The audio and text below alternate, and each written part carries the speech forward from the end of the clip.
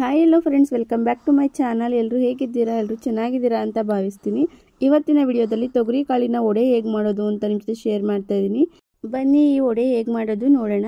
ಮೊದಲಿಗೆ ನಾನಿಲ್ಲಿ ಒಂದು ಬೌಲಷ್ಟು ಹಸಿ ತೊಗರಿ ಕಾಳನ್ನು ತೊಗೊಂಡಿರೋವಂಥ ಕಾಳನ್ನು ಒಂದು ಮಿಕ್ಸರ್ ಜಾರ್ಗೆ ಸೇರಿಸ್ಕೊತಾ ಇದ್ದೀನಿ.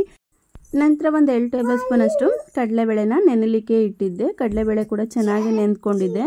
ಕಡಲೆಬೇಳೆನಲ್ಲಿರುವಂಥ ನೀರೆಲ್ಲ ತೆಗೆದ್ಬಿಟ್ಟು ಕಡಲೆಬೇಳೆನ ಸೇರಿಸ್ಕೊತಾ ಇದ್ದೀನಿ. ಹಾಗೆ 1 ಇಂಚಷ್ಟು ಶುಂಠಿನ ಸೇರಿಸ್ಕೊಂಡಿದ್ದೀನಿ. ಒಂದು ದಪ್ಪ ಗೆಡ್ಡೆ ಬೆಳ್ಳುಳ್ಳಿನ ಸೇರಿಸ್ಕೊತಾ ಇದ್ದೀನಿ. ಖಾರಕ್ಕೆ ಬೇಕಾಗುವಷ್ಟು ಹಸಿಮೆಣಸಿನ್ಕಾಯಿನ ಸೇರಿಸ್ಕೊಂಡು ನೀರನ್ನು ಹಾಕ್ತಲೇ ಗ್ರೈಂಡ್ ಮಾಡ್ಕೊಳ್ಳಿ. ಆದಷ್ಟು ತರಿಯಾಗಿ ಗ್ರೈಂಡ್ ಮಾಡ್ಕೊಳ್ಳಿ. ನೋಡಿ, ನಾನು ಈ ರೀತಿ ಗ್ರೈಂಡ್ ಮಾಡ್ಕೊಂಡಿದ್ದೀನಿ. ಈ ರೀತಿ ಗ್ರೈಂಡ್ ಮಾಡ್ಕೊಂಡ್ರೆ ಸಾಕು. ಜಾಸ್ತಿ ಫೈನಾಗಿ ನುಣ್ಣಗೆ ಗ್ರೈಂಡ್ ಮಾಡ್ಕೊಂಡ್ಬಿಟ್ರೆ ವಡೆ ಟೇಸ್ಟ್ ಕೂಡ ಇರೋದಿಲ್ಲ. ಒಂದು ಮಿಕ್ಸಿನ ಬೌಲ್ಗೆ ಸೇರಿಸ್ಕೊತಾ ಇದ್ದೀನಿ. ಇದ್ರ ಜೊತೆಗೆ ನಾನಿಲ್ಲಿ ಮೀಡಿಯಮ್ ಸೈಜು 3 ಗೆಡ್ಡೆ ಈರುಳ್ಳಿನ ಚಿಕ್ಕದಾಗಿ ಕಟ್ ಮಾಡಿ ಸೇರಿಸ್ಕೊಂಡಿದ್ದೀನಿ. ನಂತರ ಸ್ವಲ್ಪ ಕರಿಬೇವಿನ ಸೊಪ್ಪನ್ನು ಕಟ್ ಮಾಡಿ ಸೇರಿಸ್ಕೊತಾ ಇದ್ದೀನಿ. ಹಾಗೆ 1 ಬೌಲಷ್ಟು ಕೊತ್ತಂಬರಿ ಸೊಪ್ಪನ್ನು ಕಟ್ ಮಾಡಿ ಸೇರಿಸ್ಕೊತಾ ಇದ್ದೀನಿ. ನಂತರ 2 ಟೇಬಲ್ ಸ್ಪೂನಷ್ಟು ಅಕ್ಕಿ ಹಿಟ್ಟನ್ನ ಸೇರಿಸ್ಕೊತಾ ಇದ್ದೀನಿ. ಅಕ್ಕಿ ಹಿಟ್ಟನ್ನ ಹಾಕೋದ್ರಿಂದ ವಡೆ ತುಂಬ ಕ್ರಿಸ್ಪಿಯಾಗಿ ಚೆನ್ನಾಗಿ ಬರುತ್ತೆ.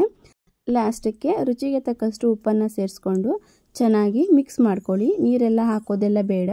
ತೊಗರಿ ಕಾಳಲ್ಲೇ ಸಾಕಷ್ಟು ನೀರಿನಂಶ ಇರುತ್ತೆ. ಹಾಗೆ ಈರುಳ್ಳಿಲೆಲ್ಲ ನೀರೆಲ್ಲ ಬಿಡುತ್ತೆ. ಸೊ ಹಾಗಾಗಿ ನೀರೆಲ್ಲ ಹಾಕೊಳ್ಳೋದು ಬೇಡ, ಕರೆಕ್ಟಾಗಿರುತ್ತೆ. ನಿಮಗೇನಾದರೂ ಸ್ವಲ್ಪ ತೆಳು ಅನ್ನಿಸ್ತು ಅಂದರೆ 1 ಟೇಬಲ್ ಸ್ಪೂನಷ್ಟು ಅಕ್ಕಿ ಹಿಟ್ಟನ್ನ ಹಾಕೊಳ್ಳಿ. ಅಥವಾ ಕಡಲೆ ಹಿಟ್ಟು ಬರುತ್ತಲ್ವ, ಬೋಂಡಕ್ಕೆಲ್ಲ ಯೂಸ್ ಮಾಡ್ತೀವಿ, ಬೇಸನ್ ಅಂತ ಏನು ಹೇಳ್ತೀವಿ, ಅದನ್ನು ಕೂಡ ಹಾಕೋಬೋದು. ಅಥವಾ ಕಡಲೆಬೇಳೆನ ನೆನೆಸಿ ಹಾಕಿಲ್ಲ ಅಂದರೂ ಪರವಾಗಿಲ್ಲ, ಕಡಲೆ ಹಿಟ್ಟನ್ನೇ ಸೇರಿಸ್ಕೊಂಡು ನಾವು ಮಾಡ್ಕೊಳ್ಬೋದು. ಈಗ ಚೆನ್ನಾಗಿ ಒಂದು ಮಿಕ್ಸ್ ಮಾಡಿಕೊಂಡು ನೋಡ್ತಾ ಇರ್ಬೋದು, ಇಲ್ಲಿ ಈ ರೀತಿ ಉಂಡೆನ ಮಾಡಿಕೊಂಡು ವಡೆನ ತಟ್ಟಿ ತೋರಿಸ್ತಾ ಇದ್ದೀನಿ. ಚೆನ್ನಾಗಿ ಬರ್ತಾ ಇದೆ ನೋಡಿ, ಎಷ್ಟು ಚೆನ್ನಾಗಿ ಬರ್ತಾ ಇದೆ ಅಂತ. ಇವಾಗ ರೆಡಿ ಆಗಿದೆ. ಎಣ್ಣೆ ಕೂಡ ಬಿಸಿಗೆ ಇಡ್ತಾ ಇದ್ದೀನಿ. ಎಣ್ಣೆ ಬಿಸಿ ಆದಮೇಲೆ ಚೆನ್ನಾಗಿ ಎಣ್ಣೆ ಕಾದಿರಬೇಕು. ಎಣ್ಣೆ ಕಾದಿದ ನಂತರ ನಾನಿಲ್ಲಿ ಸ್ವಲ್ಪ ಎಣ್ಣೆ ಕಾದಿದೆಯಾ ಇಲ್ವ ಅಂತ ಕೂಡ ನೋಡ್ಕೊತಾ ಇದ್ದೀನಿ. ಎಣ್ಣೆ ಇನ್ನೊಂದು ಸ್ವಲ್ಪ ಕಾಯಬೇಕಿತ್ತು. ಸೊ ಹಾಗಾಗಿ ಎಣ್ಣೆ ಚೆನ್ನಾಗಿ ಕಾದ ನಂತರ ನಾನಿಲ್ಲಿ ವಡೆನ ಹಾಕ್ಕೊತಾ ಇದ್ದೀನಿ.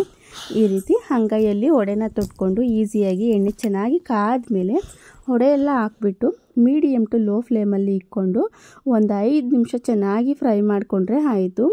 ರುಚಿಯಾದ ತೊಗರಿ ಕಾಳಿನ ವಡೆ ಅಂತೂ ರೆಡಿ ಆಗಿಬಿಡುತ್ತೆ. ನೋಡ್ತಾ ಇರ್ಬೋದು, 2ನೇ ವಡೆ ಕೂಡ ಹಾಕ್ಕೊತಾ ಇದ್ದೀನಿ. ಈ ರೀತಿ ತುಂಬಾ ಸುಲಭವಾಗಿ ತೊಗರಿ ಕಾಳಿನ ವಡೆನ ಮಾಡ್ಕೋಬೋದು. ಯೂಶ್ವಲಿ ಯಾವಾಗಲೂ ಕಡಲೆಬೇಳೆ ವಡೆನೇ ಮಾಡ್ತಾ ಇರ್ತೀವಿ. ಈ ರೀತಿ ತೊಗರಿ ಕಾಳಿನ ವಡೆನೂ ಕೂಡ ನೀವು ಮಾಡಿ. ಆಲ್ರೆಡಿ ಅವರೆಕಾಳಲ್ಲಿ ವಡೆ ಹೇಗೆ ಮಾಡೋದು ಅಂತಲೂ ಕೂಡ ಶೇರ್ ಮಾಡಿದ್ದೀನಿ. ತುಂಬಾ ವಡೆ ರೆಸಿಪೀಸ್ ಎಲ್ಲ ನನ್ನ ಚಾನಲ್ನಲ್ಲಿ ಇದೆ, ಹೋಗಿ ಚೆಕ್ ಮಾಡಿ. ತುಂಬಾ ರುಚಿಯಾಗಿ ಚೆನ್ನಾಗಿ ಬರುತ್ತೆ. ಒಂದು ಸೈಡು ಚೆನ್ನಾಗಿ ಬೆಂದ ಮೇಲೆ ಮತ್ತೆ ತಿರುಗಿಸಿ ಹಾಕ್ಕೊಂಡು ಫ್ರೈ ಮಾಡ್ಕೊಳ್ಳಿ. ವಡೆ ನೋಡಿ ಇವಾಗ ಚೆನ್ನಾಗಿ ಬೆಂದಿದೆ. ಇಷ್ಟು ಕಲರ್ ಕೂಡ ಚೇಂಜ್ ಆಗಿದೆ. ನೋಡ್ತಾ ಇರ್ಬೋದು, ನಿಮಗೆ ಗೊತ್ತಾಗ್ತಿದೆ. ಈ ರೀತಿ ಚೆನ್ನಾಗಿ ವಡೆನ ಬೇಯಿಸ್ಕೊಂಡ ನಂತರ ನಾನಿಲ್ಲಿ ತೆಗೆದು ಒಂದು ಪ್ಲೇಟ್ಗೆ ಇಟ್ಕೊತಾ ಇದ್ದೀನಿ. ತುಂಬಾ ಸುಲಭವಾಗಿ ಮಾಡ್ಕೋಬೋದು. ಮತ್ತು ನಾನಿಲ್ಲಿ 2ನೇ ಬ್ಯಾಚ್ ಕೂಡ ಹಾಕ್ಕೊತಾ ಇದ್ದೀನಿ. ಇದೇ ರೀತಿ 2ನೇ ಬ್ಯಾಚ್ ಕೂಡ ಹಾಕ್ಕೊಂಡು ಫ್ರೈ ಮಾಡ್ಕೊಳ್ಳಿ. ತುಂಬ ರುಚಿಯಾಗಿ ಚೆನ್ನಾಗಿ ಬರುತ್ತೆ ಈ ತೊಗರಿ ಕಾಳಿನ ವಡೆ. ನೀವು ಕೂಡ ಒಂದು ಸಲ ಮಾಡಿ ಹೇಗೆ ಬಂತು ಅಂತ ಕಮೆಂಟ್ ಮಾಡಿ.